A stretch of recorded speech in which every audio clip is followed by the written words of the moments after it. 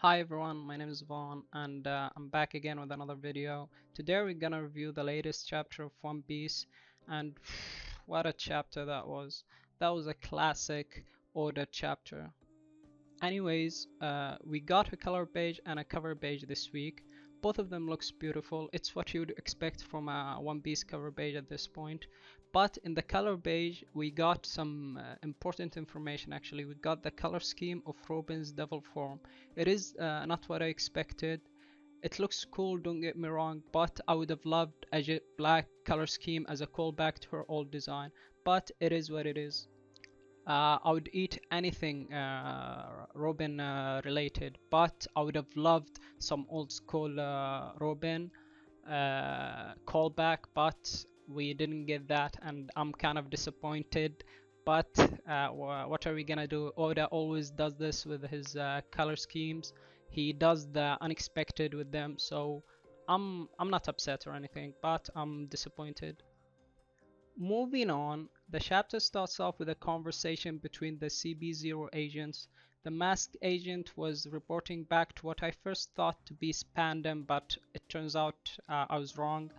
He was talking through Addendum Mushi and reporting what transpired in last week's chapter, but it seems like CB0 are not interested in the dragon fruit whatsoever that Vegapunk made. I was thinking that maybe they want to get the artificial dragon fruit back, but it seems like they have no interest in it whatsoever at the current moment.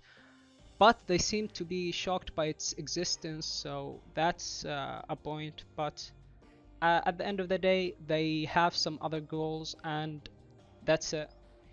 Their conversation continues, and it seems like the world government has a backup plan in the case Kaido gets defeated. They sent what seems to be a small fleet to annex Wano in the case Kaido bites the dust, and that's at the current moment that's very unlikely to me. They basically want to integrate Wano into their power structure. I wonder who they sent on that fleet though. They have to send an admiral, right? Or someone of that caliber. This seems to me like a setup to be concluded in the fourth act of Wano, because right now we're just focusing on the fights and the climax of the Onigashima fight. And eventually when Kaido gets defeated, yeah, this will be brought up, but right now we're just focusing on Wano, on Onigashima. And I have so many thoughts about this, but I'm not gonna talk about it here for the sake of the review structure. Anyways, we then come to know the goal of the CB0, the main goal of the CB0 at this current moment. And with that, we get to know who the masked agent was talking to throughout this chapter, and it's none other than the Drip Lord himself, Rob Lucci. Rob Lucci gives the order to capture our devil child, Nico Robin. This plot has been set up, to be honest, ever since Zoe, and I expected everyone to try and kidnap Robin at some point, but to see Rob Lucci actually giving the order before anyone else, that definitely shocked me. They obviously know that everyone in this pirate world who wants to be the pirate king or who wants to be someone important, they have to capture Nico Robin because she can decipher the poneglyphs. So CB0 basically wants to get Nico Robin before anyone else does. So this plunges CB0 directly into the conflict. They have no choice but to participate in the war now.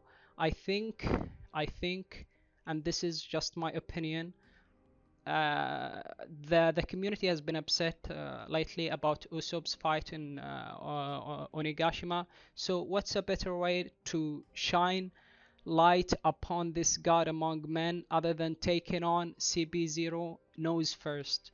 I think there's no one better than Usopp to handle CB0 at this current moment. It is a symbolic, it is also symbolic in a way if you think about it, because it's a callback to Enies Lobby in which Usopp came to terms with himself. I'm calling it right now. Usopp has to fight or at least delay CB0. At the current moment, there is no force capable of stalling CB0 on Onigashima other than the Straw Hat crew. So Usopp, Frankie, Brook are gonna play a vital role in preventing this kidnapping. Anyways, the scene then cuts to Robin and Brooke, and we can see that Robin can walk again, which is good to see. We then get an update on how Momo is doing. He is still trying to produce flame clouds, and if you actually focus on the panel, you can see that he is actually producing some flame clouds, although they are so tiny and insignificant. Yamato seems to have left Momo for no for no apparent reason. She just yeeted out of the situation. She left Momo to deal with the massive amount of explosive that got revealed in the last chapter to reduce the casualties in the unlikely case of Momo failing. We get we then get to see a Yamato's zone form for the first time, and it is, to be honest, beautiful and elegant. Although I thought that it looked kind of similar to Onimaru, which is kind of symbolic, yeah, because it's a wolf and he's a fox, so they kind of have to look similar, right? We get to see what Sanji has been up to with Queen. Sanji seems like he's handling Queen well, to be honest.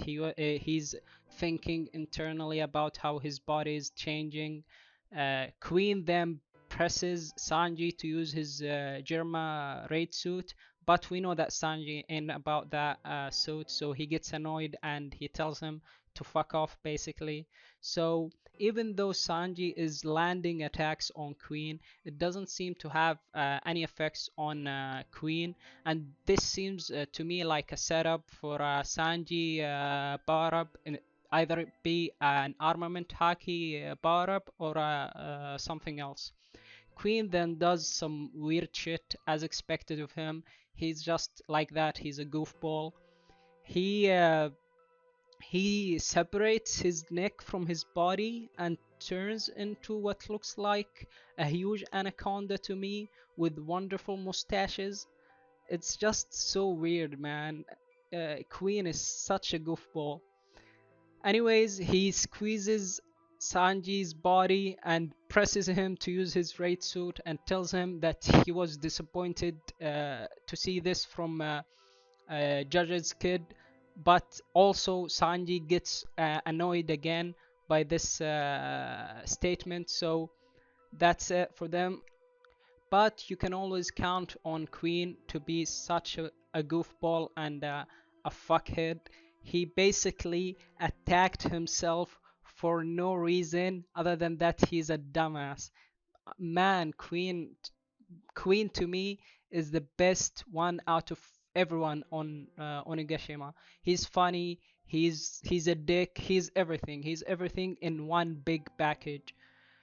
But he attacks himself, as I said, and Sanji breaks free of his grip. This is so cool. We get to see that Sanji has finally developed an exoskeleton. We have seen this exoskeleton before in the Whole Cake Island arc within the Germa siblings, and we know how it works. So it seems like Sanji has gotten a power up, and he seemed durable enough to take a sword attack to the face and nothing happened to him, and actually the sword fucking broke, so that should be a good power up. That was the whole chapter. It was a classic Oda setup chapter. I loved it so much, to be honest, and I would have liked to see what happened in this fight. And I know that Oda in the next chapter will probably shift to another fight or another thing that's happening on Onigashima, because that's how Oda does shit. So next week there is no One Piece chapter, which is sad, but it is what it is. If I had to score the chapter, I would give it an 8 out of 10 because it's a setup chapter. It's a good score for a setup chapter. So that's it. Anyways, this has been Vaughn, and until the next video, peace.